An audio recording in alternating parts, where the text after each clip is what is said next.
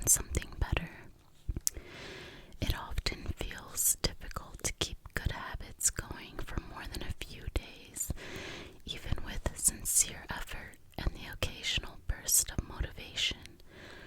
Habits like exercise, meditation, journaling, and cooking are reasonable for a day or two and then become a hassle. However, once your habits are established, they seem to stick around forever, especially the unwanted ones. Despite our best intentions, unhealthy habits like eating junk food, watching too much television, procrastinating, and smoking can feel impossible to break. Changing our habits is challenging for two reasons. One, we try to change the wrong thing, and two, we try to change our habits in the wrong way. In this chapter, I'll address the first point.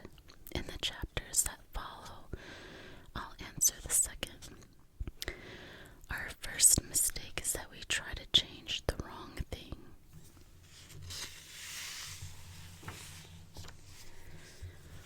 To understand what I mean, consider that there are 3 levels at which change can occur. You can imagine them like the layers of an onion. The first layer is changing your outcomes, and there's a diagram here. 3 layers of behavior change, and you see outcomes, and then processes and identity. It says figure 3. There are 3 layers of behavior change: a change in your outcomes, a change in your processes, or a change in your identity.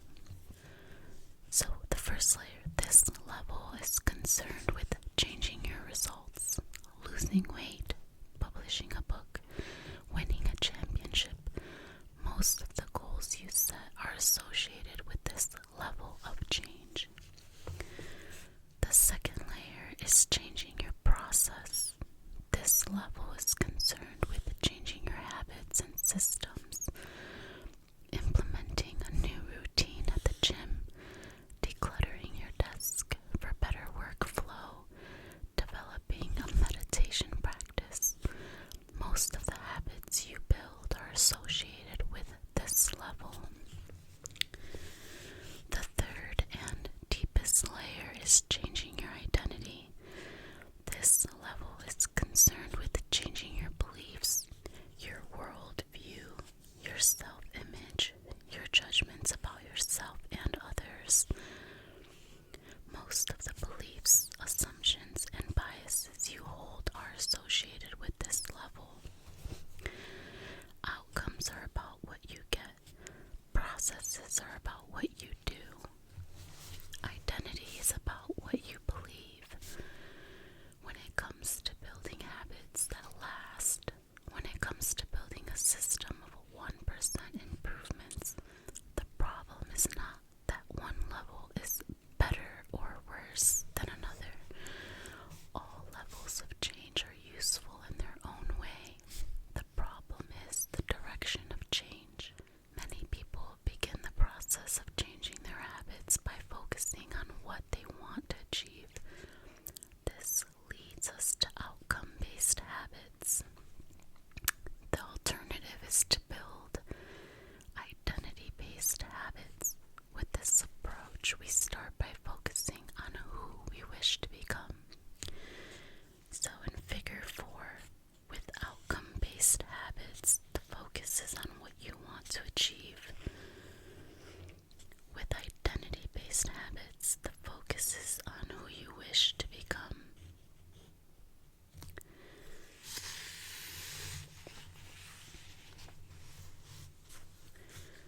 Imagine 2 people resisting a cigarette. When offered a smoke, the first person says, "No thanks, I'm trying to quit." It sounds like a reasonable response, but this person still believes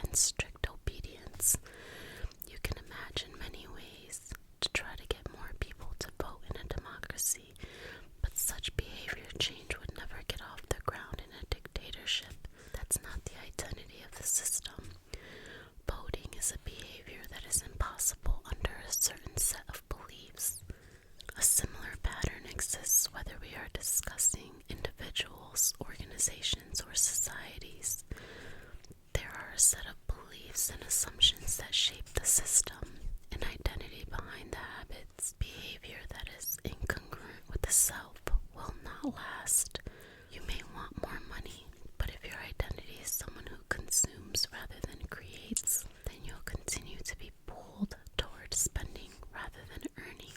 You may want better health, but if you continue to prioritize comfort over accomplishment, you'll be drawn to relaxing rather than training. It's hard to change your habits if you never change the underlying beliefs that led to your past behavior. You have a new goal and a new plan, but you haven't changed who you are. The story of Brian Clark, an entrepreneur from Boulder, Colorado, provides a good example. For as long as I can remember, I've chewed my fingernails, Clark told me.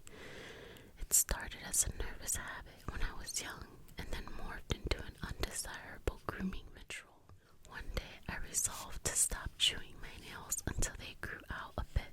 Through mindful willpower alone, I managed to do it. Then Clark did something surprising. I asked my wife to schedule my first ever manicure, he said. My thought was that if I started paying to maintain my nails, I wouldn't chew them, and it worked, but not for the monetary reason. What happened was the manicure made my fingers look really nice for the first time. The manicurist even said that, other than chewing, I had really healthy, attractive nails. Suddenly I was proud of my fingernails, and even though that's something I had never aspired to, it made all the difference. I've never chewed my nails since, not even a single close call, and it's because I now take pride in properly caring for them. The ultimate form of intrinsic motivation is when a habit becomes part of your identity. It's one thing to say, I'm the type of person who wants this. It's something very different to say, I'm the type of person who is this. The more pride you have in a particular aspect of your identity, the more motivated you will be to maintain the habits associated with it. If you're proud of how your hair looks, you'll develop all sorts of habits to care for and maintain it. If you're proud of the size of your biceps, you'll make sure you never skip an upper body workout.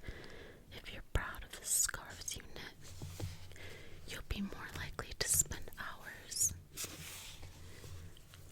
knitting each week. Once your pride gets involved, you'll fight tooth and nail to maintain your habits. True behavior change is identity change. You might start a habit because of motivation, but the only reason you'll stick with one is that it becomes part of your identity. Anyone can convince themselves to visit the gym or eat healthy once or twice, but if you don't shift the belief behind the behavior, then it is hard to stick with long-term changes. Improvements are only temporary until they become part of who you are. The goal is not to read a book. The goal is to become a reader. The goal is not to run a marathon. The goal is to become a runner. The goal is not to learn an instrument. The goal is to become a musician.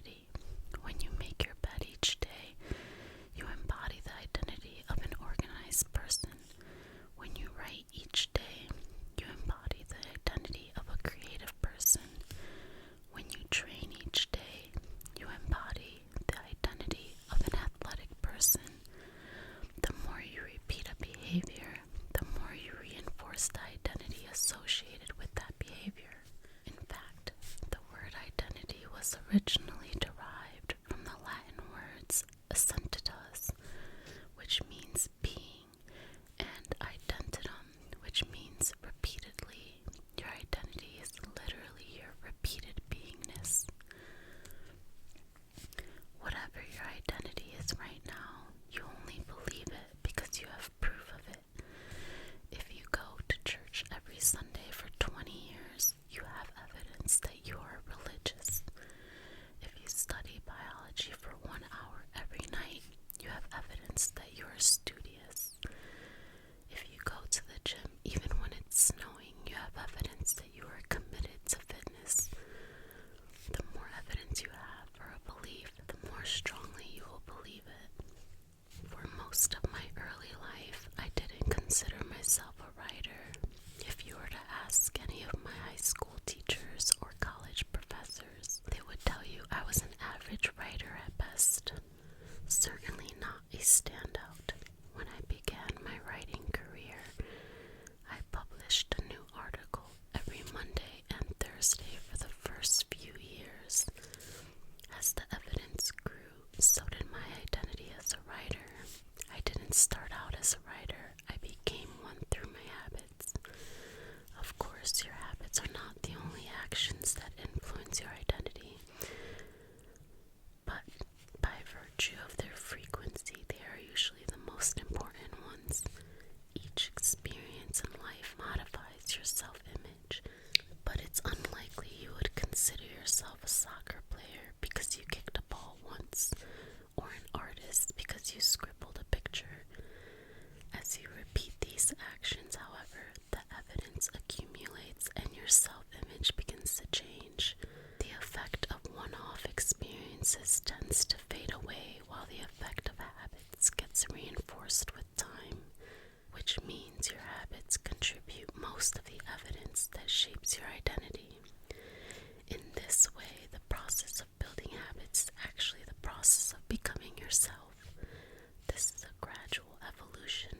We do not change by snapping our fingers and deciding to be someone entirely new.